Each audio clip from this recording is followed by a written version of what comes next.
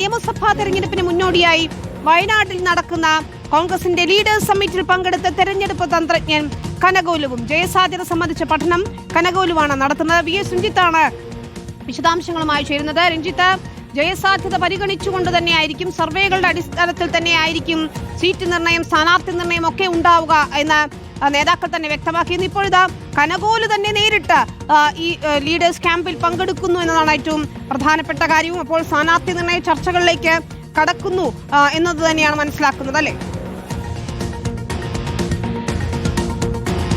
പിന്നെ തീർച്ചയായും ലോക്സഭാ തെരഞ്ഞെടുപ്പിന്റെ ഘട്ടത്തിൽ സുനിൽ കനകോലു കോൺഗ്രസിന്റെ നേതൃയോഗത്തിൽ കോർ കമ്മിറ്റി യോഗങ്ങളിലൊക്കെ പങ്കെടുക്കുകയും അതിൽ നിർണായകമായിട്ടുള്ള സ്വാധീനം ചെലുത്തുകയും ചെയ്തിരുന്നു. സമാനമായി നിയമസഭാ തെരഞ്ഞെടുപ്പിന്റെ ചർച്ചകൾക്കിടയിലും സുനിൽ കനകോലു തന്നെ ഈ നേതൃയോഗത്തിൽ നേരിട്ട് പങ്കെടുക്കുന്നു. ഇവിടെ ഇതുമായി ബന്ധപ്പെട്ട പ്രധാനപ്പെട്ട ചർച്ചകൾക്ക് അതിൽ നിർണായകമായ തീരുമാനങ്ങൾക്ക് പിന്നിലുള്ള ജയസാധ്യത, സ്ഥാനാർത്ഥി നിർണയത്തിൽ ഏറ്റവും പ്രധാനപ്പെട്ട കാര്യം ജയസാധ്യതയാണ്. അതുമായി ബന്ധപ്പെട്ട ചർച്ചകൾ, അതുമായി ബന്ധപ്പെട്ട പഠനങ്ങൾ സുനിൽ കനകോലുവിന്റെ കൂടി നേതൃത്വത്തിലാണ് നടക്കുന്നത് എന്നുള്ളതാണ്. തെരഞ്ഞെടുപ്പ് തന്ത്രജ്ഞനായിട്ടുള്ള സുനിൽ കനകോലുവിനെ ലോക്സഭാ തെരഞ്ഞെടുപ്പിൽ സമാനമായി സുനിൽ കനകോലുവിന്റെ സഹായം കോൺഗ്രസ് സ്വീകരിച്ചിരുന്നു. അതുപോലെ തന്നെയാണ് ഇപ്പോഴും ഈ പറയുന്ന മിഷൻ 2026 അവതരിപ്പിക്കുന്ന ഈ നേതൃയോഗത്തിൽ. മിഷൻ 2026 പ്രതിപക്ഷ നേതാവായിരിക്കും ഈ യോഗത്തിൽ അവതരിപ്പിക്കുക. ആ ഘട്ടത്തിലും സുനിൽ കനകോലുവിന്റെ സാന്നിധ്യം ഈ നേതൃയോഗത്തിൽ ഉണ്ട് എന്നുള്ളത് വളരെ പ്രധാനപ്പെട്ട കാര്യമാണ്. അത്രമേൽ ഗൗരവത്തിൽ ഈ നിയമസഭാ തെരഞ്ഞെടുപ്പുമായി ബന്ധപ്പെട്ട ചർച്ചകൾക്ക് കോൺഗ്രസ് ഇന്നും നാളെയും നടക്കുന്ന ഈ ലീഡേഴ്സ് സമ്മിറ്റിൽ അതിന് പ്രാധാന്യം കൊടുക്കുന്നു, അതിന് ഊന്നൽ കൊടുക്കുന്നു എന്നുള്ളതാണ്. നമുക്കറിയാം, ഏകദേശം 93 സീറ്റുകളിൽ കോൺഗ്രസ് മത്സരിക്കുന്നുണ്ട്.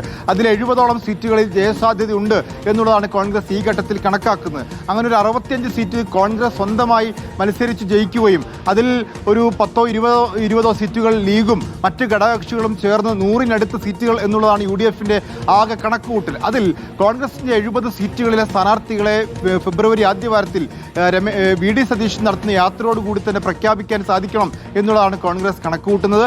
അതനുസരിച്ചുള്ള തന്ത്രങ്ങൾ മെനയുക എന്നുള്ളതാണ് ഈ യോഗത്തിന്റെ ഏറ്റവും പ്രധാനപ്പെട്ട അജണ്ട. ആ അജണ്ടയിലേക്ക് കടക്കുന്നു എന്നുള്ളതാണ് സുനിൽ കനകോലുവിന്റെ സാന്നിധ്യം വ്യക്തമാക്കുന്നത്. ഏതായാലും തെരഞ്ഞെടുപ്പ് തന്ത്രങ്ങൾ മെനയാനുള്ള യോഗം ഇന്ന് രാവിലെ ആരംഭിച്ചു. KC വേണുഗോപാലാണ് അതിന്റെ പതാക ഉയർത്തിയത്, ഉദ്ഘാടനം നടത്തിയത്. അതിനുശേഷം ഓരോ ഗ്രൂപ്പുകളായി തിരിഞ്ഞുള്ള ചർച്ചകളും വിലയിരുത്തലുകളുമാണ് ഈ യോഗത്തിൽ നടക്കുക.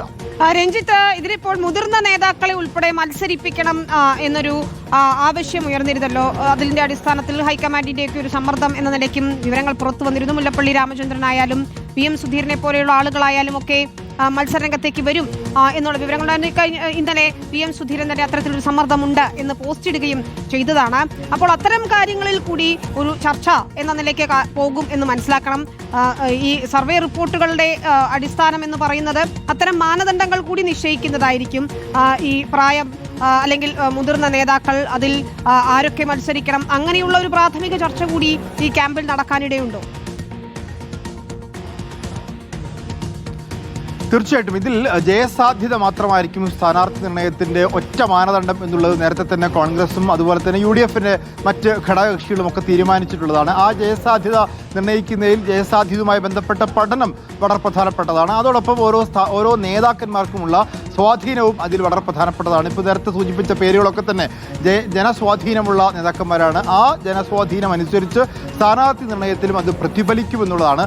മറ്റ് തരത്തിലുള്ള ഒരു തരത്തിലുമുള്ള ഏതെങ്കിലും സ്വാധീനം ഈ സ്ഥാനാർത്ഥി നിർണയവുമായി ബന്ധപ്പെട്ട് ഉണ്ടാകില്ല എന്നും നമുക്ക് പറയാൻ സാധിക്കും. അതുകൊണ്ടാണ് ഈ നേരത്തെ പറഞ്ഞ പേരുകൾ, മുല്ലപ്പള്ളി രാമചന്ദ്രനെ പോലെയുള്ള പേരുകളൊക്കെ ഉയർന്നു കേൾക്കാനുള്ളൊരു സാധ്യതയും അതുകൊണ്ട് തന്നെയാണ്. ഏതായാലും അത്തരം പേരുകളിലേക്കൊക്കെ VM സുധീരൻ്റെ പേരുകൾ ഉയർന്നു കേട്ടപ്പോൾ തന്നെ അദ്ദേഹം ഫേസ്ബുക്ക് കുറിപ്പുമായി എത്തിയിരുന്നു അങ്ങനൊരു മത്സരത്തിന് ഇല്ല എന്ന മട്ടിൽ. മുല്ലപ്പള്ളി രാമചന്ദ്രൻ്റെ പേര് ഉയർന്ന് നാദാപുരത്തും കൊയിലാണ്ടിയിലുമൊക്കെ അദ്ദേഹത്തിൻ്റെ പേര് ഉയർന്നു കേട്ടപ്പോൾ എതിർസ്വരങ്ങളാണ് ഈ പ്രാദേശിക തലത്തിലുണ്ടായത്. ഏതായാലും ജയസാധ്യത മാത്രമായിരിക്കും സ്ഥാനാർത്ഥി നിർണയത്തിലെ പ്രധാനപ്പെട്ട അജണ്ട.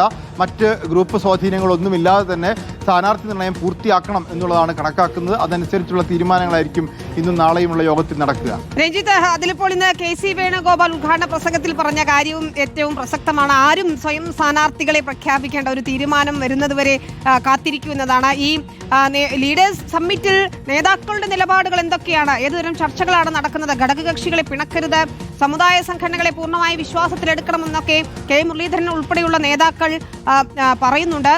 ഏറ്റവും പ്രധാനപ്പെട്ട കാര്യം ശശി തരൂർ പറഞ്ഞൊരു കാര്യം, ഭിന്നാഭിപ്രായം ഉണ്ടെങ്കിൽ അത് പാർട്ടിക്കുള്ളിൽ പറയണം. പറയുന്നത് ശശി തരൂർ തന്നെയാണ്.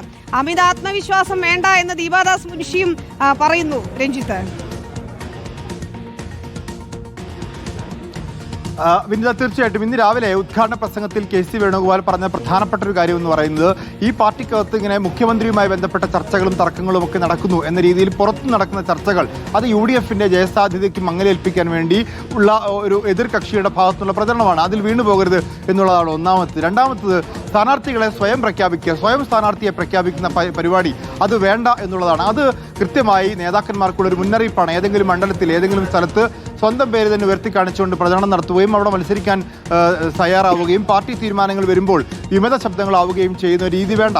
അങ്ങനെ വിമതരായി നിൽക്കുന്നതിനപ്പുറത്ത് പാർട്ടി ഒരു തീരുമാനം പറയുന്നത് വരെ താരും സ്ഥാനാർത്ഥികളാവേണ്ടതില്ല എന്നുള്ളതാണ് ഇന്ന് ഉദ്ഘാടന പ്രസംഗത്തിൽ കെ സി വേണുഗോപാൽ പറഞ്ഞത്. അതിനുശേഷം മാധ്യമങ്ങൾക്ക് അവിടെ പ്രവേശനം ഉണ്ടായിരുന്നില്ല. ഓരോ നേതാക്കന്മാരുടെ അവരവരുടെ അഭിപ്രായങ്ങൾ പറഞ്ഞിട്ടുണ്ട്.